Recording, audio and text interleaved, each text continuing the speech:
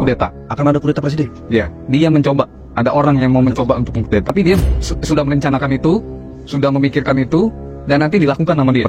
Tahun depan diserang sama dia, dilancarkan sama dia, dijalanin sama dia. Mengkudeta. Jadi dia mulai mengasuk sana, mengasuk sini, ngajak sana, ngajak sini. Ada upaya kudeta, ya. Kudeta yang dilakukan oleh Joko Widodo bersama geng Solonya. Info bocoran dari Ordal. Oke, jadi ramalan Hadar Gumai soal kudeta 2025 mungkinkah akan benar-benar terjadi? Kalau mendengar apa yang disampaikan oleh ex-politisi Demokrat Ferdinand Huta Hayan dan juga Edi Mulyadi ini, guys. Ya, tak perlu berlama-lama, untuk lebih jelasnya langsung saja kita simak bersama-sama videonya ini, guys. Bismillah. Ya, Saudara Hadar Gumai, seorang indigo yang sering banyak meramal sesuatu. Memang banyak yang terjadi, terbukti, tetapi tidak semuanya juga terbukti. Ada juga yang tidak. Tetapi ada beberapa ramalan penglihatan Hadar Gumai yang memang benar-benar terbukti dan terjadi.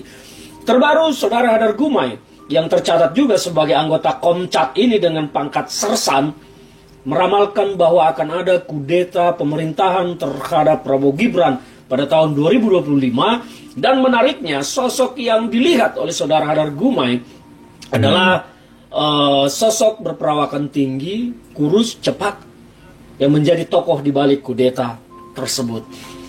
Menarik melihat ini. Kalau kita mau mengulas sisi ramalan ini, bagi saya adalah sesuatu yang sedang masuk akal terjadi dan akan terjadi. Tapi seberapa jauh akan terjadi, saya juga tidak tahu. Tapi kalau melihat kondisi, sangat mungkin akan terjadi. Pagi tadi jam 7.21 saya dapat japri dari seorang tokoh yang senior lah, maksud saya, dibanding saya pasti lebih senior, baik dalam usia, pengalaman, ilmu, dan sebagainya, kan di atas saya. Tapi kalau saya sebut namanya, pasti teman-teman tahu persis orang ini siapa. Sebetulnya seru sekali ya. Jadi menurut Japrian ini ada upaya kudeta, ya. Kudeta yang dilakukan oleh Joko Widodo bersama geng Solonya. Saya baca begini ya. Tadi malam ada info bocoran dari Ordal, orang dalamnya. Bocorannya sangat halus. Kalau Tempo punya bocor halus, ini si senior ini katanya bocornya sangat halus.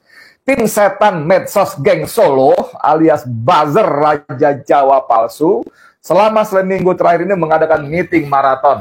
Tempatnya di salah satu hotel yang lokasi tak jauh-jauh dari lokasi Fufu Fapa. Dengar-dengar di sana ada lembaran kertas merah gambar Soekarno berkoper-koper. Wah, ini luar biasa. Satu, hembuskan isu HTI bangkit. Hizbut Tahrir Indonesia bangkit, going on. Ini sudah berlangsung dan salah satu orang yang menjadi corongnya adalah ketua Ketua Banser ya, dengan mengatakan beberapa hari lalu ya, saya baca berita itu dia bikin semacam rilis bahwa HTI sudah bangkit kembali. Pemerintah harus hati-hati. BP Ansor atau Banter sebagai barisan yang tegak lurus pada konstitusi bla bla bla siap melawan bla bla bla gitu ya.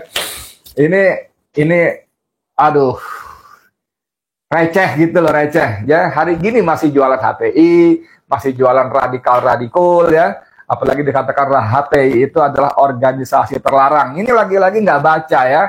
Hobinya gibah dan fitnah. HTI tidak pernah menjadi organisasi terlarang. Bahwa HTI oleh pemerintah dibubarkan, iya. Bahwa pengadilan memutuskan membekukan atau tidak memperpanjang status badan hukum HTI, iya. Tapi tidak ada satu kalimat pun dalam amar putusan hakim yang menyatakan HTI organisasi terlarang. Kemudian yang kedua isunya goyang gas 3 kg. Ini going on ya, sudah berlangsung juga. Dan ini tokoh utamanya adalah Bahlil Lahadalia yang menjadi Menteri SDM yang kemarin sudah dipanggil oleh Prabowo Subianto. Soal gas melon ini menjadi sangat seru karena kemudian publik pun menjadi tersadar dan menjadi aware bahwa memang ini bukan semata-mata gas yang diatur begitu rupa supaya menimbulkan keresahan dan kesusahan ya, tapi punya skenario besar lagi menyusun pembusukan kepada Prabowo Subianto karena rakyat pasti marah apalagi sudah ada yang meninggal dan itu artinya dianggap bahwa Prabowo tidak becus, hanya mengurus gas saja tidak becus. Ini akan menjadi tabungan akumulasi kemarahan rakyat kepada rezim Prabowo Subianto. Nah, bocoran sangat halus yang saya terima ini menyebutkan bahwa isu gas, kasus gas 3 kg ini bagian dari skenario Mulyono dan gerombolannya untuk mengganggu bahkan mengkudeta Prabowo. Teman-teman sekalian, sebelum lanjut ke tema-tema yang lainnya, saya ingin ingatkan saja bahwa di kalangan para aktivis pergerakan dan di sejumlah kelompok tertentu sudah sangat mafhum bahwa Joko Widodo di kepalanya hanya satu sekarang ini, bagaimana menjadikan Gibran sebagai presiden lebih cepat, secepatnya maksud saya, bukan lebih cepat, secepatnya, nggak usah nunggu 2029, karena itu nanti harus melalui proses yang namanya pilpres, kampanye, segala macam, duit lagi dan sebagainya, ribet dan lama. Makanya bagaimana caranya membuat Gibran lebih cepat, secepatnya menjadi presiden. Oke, kita lanjut lagi yang keempat. Yang ketiga, lempar isu Bahlil nyalon sebagai cawapres 2029-2034. Going on. Gila nggak lo? Nah, ini walaupun masih sedang berlangsung, menurut saya ini isu yang paling berat mereka lakukan. Ini tugas paling berat karena biar bagaimanapun Bahlil sekarang ini 1-2 hari terakhir ini sudah menjadi musuh masyarakat. Orang paham ya bahwa kekisruhan soal gas 3 kg ini biang keroknya namanya Bahlil Lahadalia. Oke ya.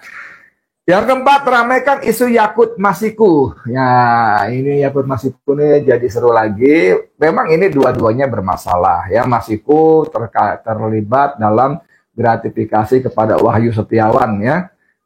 Salah satu komisioner KPK waktu itu terkait PAW-nya.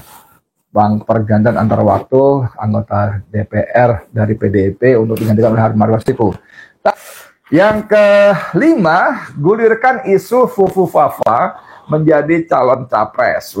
Jadi 2029 dan 34 pasangannya capresnya Gibran Fufu Fafa Raka Buming Raka dan Bahlil Lahadalia.